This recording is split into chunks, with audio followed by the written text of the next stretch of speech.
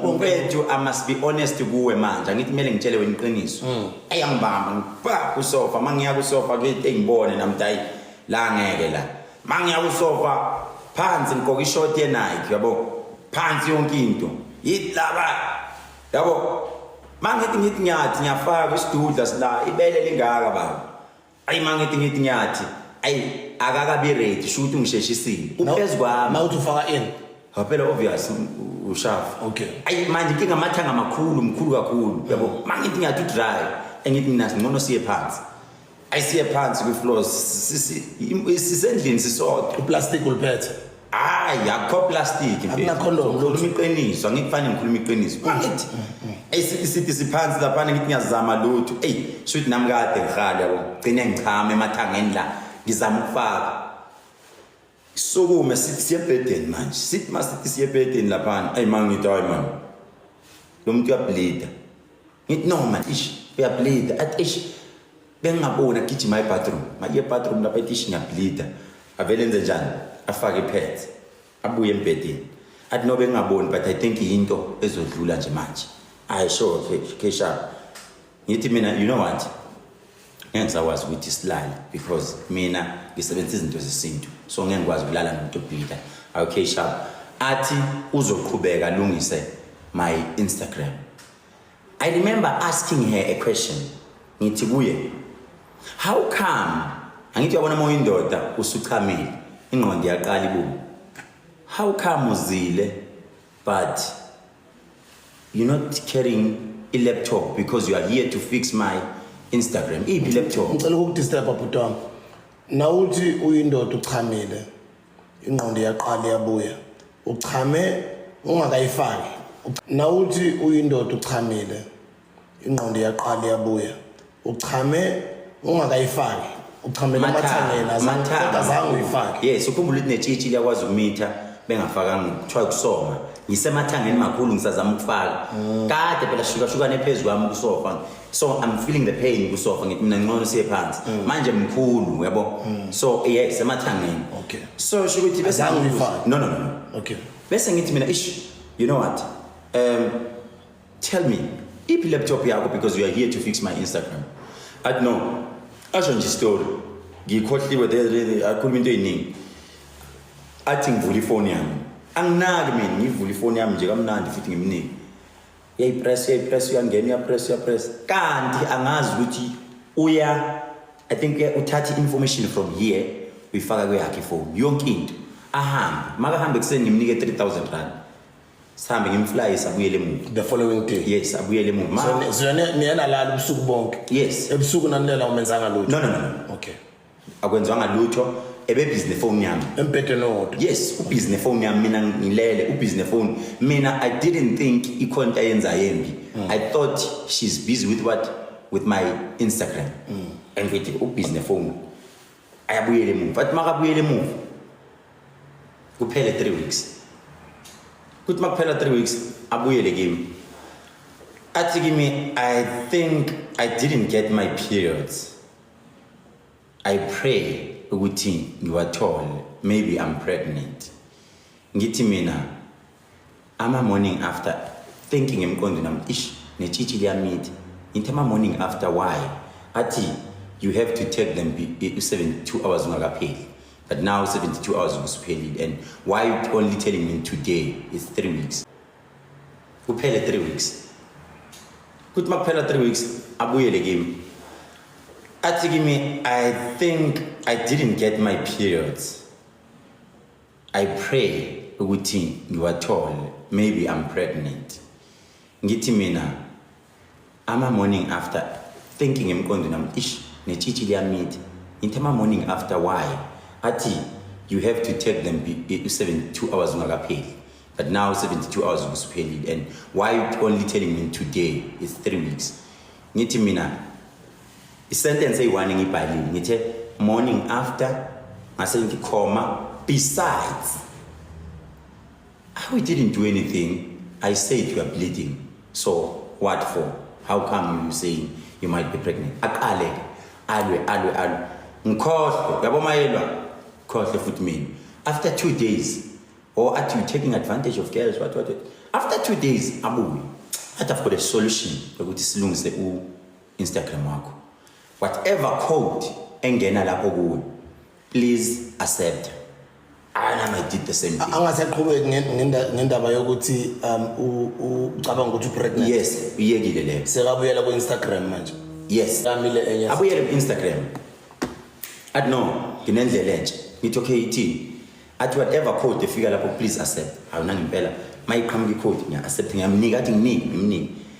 Angiboni mina ukuthi usefuna manje ukuthatha yonke into Facebook, email yami, useyakwazi ukuread ama-email. Ngizobona late around 3 p.m. Ngibone ethi yena accepta la. Mangithi ithi once you click this one, you will no longer have access to your WhatsApp.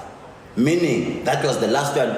Magathi angeke ngisathola WhatsApp wami uya kuye. Uqala kulezi ezinye. TikTok, Facebook, Ngimubuza why kanti yonke lento ama code manje yonke into ingikhika out manje. What's going on la? Athi no ngifuna ukulinka yonke into. Hayi okay sharp. Ngiyangale. Ayisisuke kwethu. Ithi mayisuka lapho abo 6-7 ngene icall. Ithi mayisuka lapho abo 6-7 ngene icall. Ntambama. Abo 7. Who's calling now? My wife. Yabo. Mina ukhumbula ukuthi I know ukuthi usisi makangitshela sihlangana wathi usebenza kwi this game what online gambling thing. Even my guy where IT nayo busy was ukuthi usebenza this gambling thing. Ayusisi manje kungene a call from my wife, first wife Mazulu. Athi uba nozinhle. Ngithi uzinhle ngimjida phela nami ngiyaphi uzinhle angimazi. Athi be honest sengikhulume naye over 1 hour. Uyazi benithandana umflyisile wayekho cabanga ngengane umshado wami Jesu. Ithi no vele ngikhuluma iqiniso. No ukhona kanje ngithi kusenjalo kuvele kungene i-message ku Facebook wami. You are a rapist, you take advantage of girls, you are a fake herbalist. Ubani ubhala kanjalo? Uyena ngithi remember she has the access now to my Facebook page, has the access to my Facebook, the personal page, she has the access to my emails, YouTube, yonke into. Ngithi makusenjalo ngisakhuluma noma wife ngithi mama ngicela wehlisa umoya manje we'll talk. So umebhala zonke lezo zinto uzibhala as if uwe. Yes. So uma ngabe mina ngikufollow ku social media uma ngibheke account yakho uzobona ngathi yimi ubhala lokho ukuthi I'm a rapist nana. Yeah, makusenjalo abaseka ama passwords. Yes, makusenjalo akapheli ne-hour. Ne 30 minutes kusenjalo avela ngene live. Ufake icloth, a white cloth la avele kanje. Athi mayisaqale ethi yakhuluma, I think 1 minute ngakapheli bamkhathi bangena abafana be-IT bami. Buvelile ubuso bakhe. Yes, uvelile yonke into. Yes, ushayisa kamzekezeke ngingamazi nawe ukuthi ubani mzekezeke, but I'm suspecting you. All right. I lokuzana. I cut it out. Yeah. I cut it out. Maybe cut out labafana aside. Remember my makusenjalo, she's threatening me ngapha. WhatsApp. Ngibona ukuthi okay, now it's a fight. I'm a rapist, fake herbalist, take advantage of girls. Oh, what's going on la? Remember skaze silo lo muntu. The last conversation esibenayo beyingabo 4:30 la afune ukuthatha WhatsApp wami khona. Wethu ngithi mina ngenze njani? Hambe ngiyovula icase. Fike ngivula icase, i-register icase yonke into criminal nje urangazi what. Uyivula kuphi KZN noma ngabe eGoli? No, bengisegoli ngiyivule eSandton. Ngivule icase registered ukuthi uyangiharasa because in akaqedanga while ngise police station uyangiharasa. Kusasa uzoboshwa. Amaphoyisa you are high profile in. Yabo mfethu leyanto sibuku if I was a weak person. Ikuthi ke I'm not weak. Ngidlulile into enezinzima. Ngiyitshele into eyi-1. One thing engiyitshele yona ukuthi mina ngidlulile into enezinzima. This bridge, it's a small bridge. If I must be arrested for this, I must be. But the honest truth, ngiyayazi mina. Ibhlungu lento eyenzeke kimi sibu. And angene ku social media. I draw my private part. I draw. Or she spoke about it on social media. about ukuthi nayo private party kaKhehlelezi neJohnson Oil. iJohnson Oil ingenile endlini. ubhale igwayigwa yakho. Yeah. Hi bazali bami, so that is uDr. Khehlelezi inyanga edume ngokuthwala. Guys, uDr. Khehlelezi, there's a lady from Cape Town who says uDr. Khehlelezi umhlukumeza ngokwecansi. Guys, uthi this thing happened kaDr. Khehlelezi la eGoli, and uthi yena noKhehlelezi into beyibahlanganisa is strictly business. Yena bekathembisa uKhehlelezi ukuthi uzofixa i-Instagram yakhe since beyahekiwe, and sibengayikhoanga it was lost, bakangazi ukuthi ayilonke kanjani kuye nje benenkinga Instagram yaKhehlelezi. And uKhehlelezi announced on a podcast ka-DJ Sbu that he wants someone ozomsiza, anyone who can do that thing angeza. So ugirl uthena i-IT and bekazoyenza lento le, but isitori sakagirl into engimangazayo uthi yena bekangaphethanga i-laptop, bekalinde i-laptop makafika kaKhehlelezi because she waited for a long time, for a very long time ukuthi Khehlelezi athume laptop naye afike. Since alandwe i-bodyguard kaKhehlelezi e-airport uye wadecide ukugeza ka-stranger ugirl. So uKhehlelezi wathi makafika lapho wamthola acedile ukugeza. uKhehlelezi was forced kuye. Guys, yabona guys, ey'torweni ezinje it's so hard guys to believe amantombazane now, because we know that these ladies mabase bangayitholi into abayifunayo bayenza into efunwayo yibo. I don't wanna lie, isitori sakagirl sinabo why ungayenzanga nje, why ungayenzanga lokhu, sinabo why abaningi and asihlangani kahle, because uthi uDr. Khehlelezi uthi yena nogirl they were dating because batshintshe nengithombe. Yena uthi no, Dr. Khehlelezi yena noKhehlelezi they were not dating. Yena uyi-IT bekazolungisa Instagram yaKhehlelezi. But why ungezanga le laptop yakho? Because this is your job. And why umsebenzi meni uyenzele kaKhehlelezi? Why ungafunanga ukuthi akubhukhele? Okay, ngiyayibona leyo ukubhuka.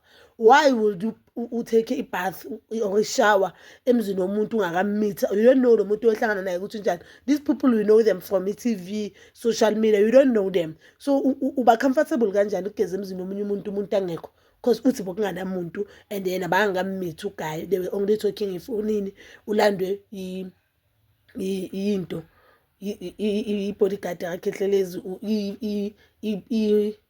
airplane yakhe ibhukwe i-PA kaKhehlelezi. I don't understand why, but ke isitori sakhe asihlangani kahle. We'll just wait for a court and hear amaside wabo isitori kahle, because uKhehlelezi uyazi ukuthi uvule icase nayo igele ukuthi uvulile icase ye-rape. Guys, so mina nje I don't wanna lie, hayi ukuthi angimbelieve, but isitori sakhe asihlangani. And why want ama after pills if when this person ukwenza kanje? And another thing guys, why wait?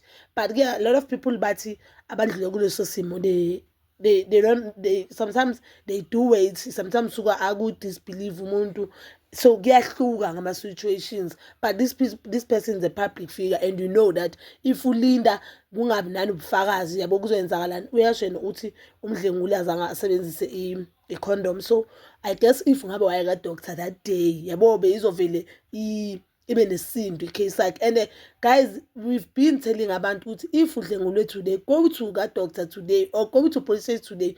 Don't wait, because ukulinda kwakho kuzoyenza ukuthi ungakutholi ukulungisa. So bazalwane bami, so please do comment down below, and please don't forget to like, subscribe, share and hit that notification button. Ngithanda ukuya nokubuya.